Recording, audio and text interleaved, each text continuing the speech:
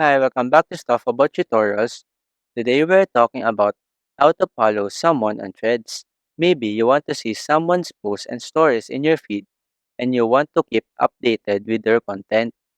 So today I'm going to show you how to follow someone on threads. Check video description and I will try to leave the written instructions. So let's start.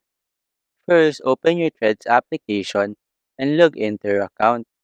Once you're logged in, you will be taken to your home feed. Now, scroll to your feed or use the search function to find the person that you want to follow. For example, I will search the user. So tap on the search icon located at the bottom right side of the screen. In this search bar, type the username or name of the person that you want to follow. Once you have found the user, simply tap on their profile to access their account. Once you are on their profile page, you can now see this follow button. Simply tap on it. After that, you now have successfully followed the selected user. Their posts and stories will now appear in your feed, allowing you to stay connected with their content. There you go.